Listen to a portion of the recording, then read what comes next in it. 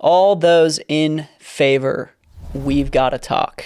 Baylor's out of town, so we weren't planning on filming for the next little bit, but I had to sit down and talk about this piece of news that came across my desk earlier today. So what we're going to be talking about, I feel like I have a really unique position to be able to speak on. And here's why. So what we're dealing with here is a ESPN journalist, analyst, broadcaster who covers college football. His name is Ryan McGee. And he, at the end of every week, will write a little bottom 10 column where he'll say, these teams are the biggest losers of the week or whatever. And not surprisingly, he put BYU on his list this week. And he had some statements in his little blurb about BYU that are getting him in some hot water right now. So we're going to read it. We're going to talk about it. We're going to jump in. But here's what it says.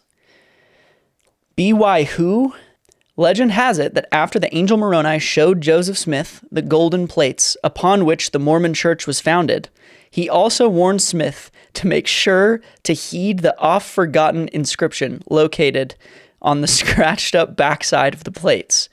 Beware the coveted fifth spot, lest it bite you in the behind in Lubbock. And people are pissed. There's a lot of people that are pissed. I've been seeing a lot of tweets. This guy came out and apologized. But here's why I'm uniquely positioned to talk about this. One, I'm a BYU student.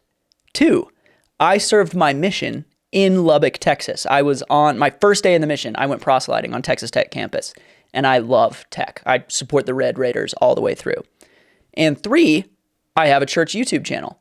I have to be the only one who has all three of those things and I'm able to speak on this passage. So if anyone says anything about this, don't listen to them. Just listen to me. I know what to say. And here's what I think. Members of the church, this is funny. As a member of the church, I think this is funny. I'm not offended by this. This is funny. As a BYU student and a supporter of their football program, I'm deeply offended and I'm deeply saddened by these remarks. And I think Ryan should really consider apologizing. I'm just kidding. But for real, I think we need to chill. This is funny. People are allowed to poke jokes at us. But on the other side of that coin, if people are going to make jokes about us, I want them to be consistent. That's what I want. So I went to see if Ryan McGee, this journalist, if he is consistent in his rhetoric about religion and football teams. So I went through all these weeks, all these bottom 10 things that he does.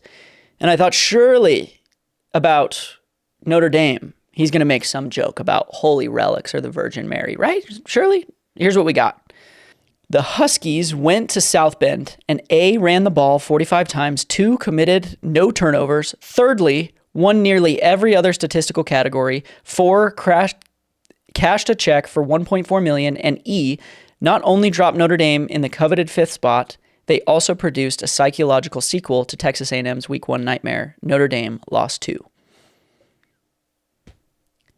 That didn't mention anything about the religion that is tied up with this university. So I thought that was strange. And then I just kept going through, and there was also no religious mentions for any of the other schools. Baylor, nothing. None of the schools, none of the Protestant schools. SMU, nothing. So I'm just wondering, what is it about Latter-day Saints that makes people think that they can just joke about it, but not be an equal opportunity comedian? I'm fine with the jokes, but what is it about me and my religion that is so funny, but that isn't funny about anything else? And so I'm just looking forward to Ryan making these jokes about the Muslims. I cannot wait. So I'm just expecting Ryan to make a joke about, the Prophet Muhammad any day now, right? Or Jews. I can't wait for him to go make fun of the staff of Moses or Jonah staying 3 days in the belly of a whale.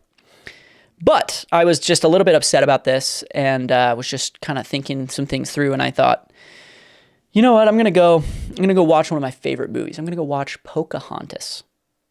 And so, for those of you who don't know, ESPN is owned by Disney, and I go to watch Pocahontas, and I start the movie, and this little text comes up, and it says, "This program includes negative depictions and or mistreatment of people or cultures. These stereotypes were wrong then and are wrong now. Rather than remove this content, we want to acknowledge its harmful impact, learn from it, and spark conversation to create a more inclusive future together. Disney is committed to creating stories with inspirational and aspirational themes that reflect the rich diversity of the human experience around the globe."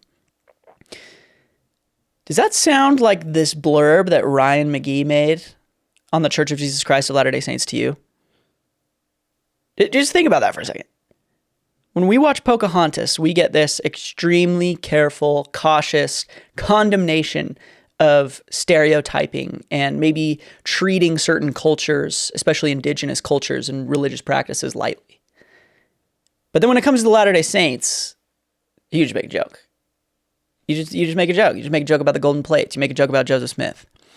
And my boy over at Locked On Big 12, actually everyone should go follow the Locked On Big 12 podcast. They're excellent. I watch them all the time. He is not a member of the church. He actually is a graduate from Baylor, and he's Christian. And he said this. I'm gonna play the clip here.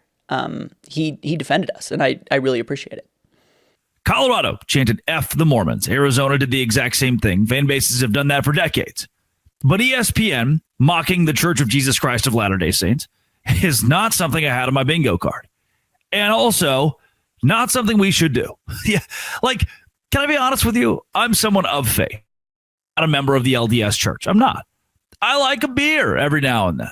I say a swear word here and there. I'm not a perfect person, but as someone who went to Baylor University, again, is someone of faith, I can tell you this. Arizona, Utah, Kansas State, UCF. I've met fans across this Big 12, across this conference, across this great conglomerate of 16 teams who are members of the Church of Jesus Christ of Latter-day Saints that are or are not BYU fans, that represent our league, one of the fastest growing faiths in the world. And BYU is, yes, the flagship of that. And they are the ones who, again, take the heat. There's a reason I'm so passionate about this, because I think if people said F the Catholics, F the Baptists, F the Jews, any of those things, it wouldn't go over very well at all. And look, I'm like, my hair is thrown for a loop. When I'm recording this, dog, from surgeries in the family to long day, 12-hour days at work to, you come back home and record a podcast, to like stuff with my brother, man. Life like has been hard the last couple of weeks. And I don't ever want to bring that to the podcast. That's the last thing you want to hear. But some of the most kind people have been kind on behalf of the Church of Jesus Christ of Latter-day Saints to myself, to my family. Like GMC scammed my family out of $1,000 recently and kind of left them out to dry on the side of the road. And, Sean McKnight, member of the church, friend of the program, reached out and said, "Hey, here's the number of an executive at GMC. They'll fix the whole thing." And they did. They fixed the whole thing. Like my brother from medical bills trying to figure out, like, we have doctors calling us from West Virginia to Stanford to Utah to all of the places because of the church and the people who care. And I think that's so important for us to celebrate, for us to embrace. The crap like this happens, man. So that's all I have to say. Latter-day Saints, calm down. It's not a big deal. It's funny, but it's funny, but it's cause for reflection. It's cause, if you're one of the people making these jokes and you're not making it about everyone, consider what it is about the way you approach this situation that makes you think it's okay to do it to someone's religion and someone's culture, but it's not okay to do it to someone else's. What is it about Latter-day Saints that it's okay to be the butt of the joke, but when it comes to a Muslim or a Jew or indigenous cultures like in Pocahontas, that suddenly is off the table? Why are we making exceptions for certain types of rhetoric about certain religions, and we make no similar exceptions for the Church of Jesus Christ of Latter-day Saints? Those are some things I was thinking about and that I want everyone else to ponder on. And that's all I have to say. But all those in favor, thank you for tuning in. We couldn't do what we do without you guys, and we'll talk to you later.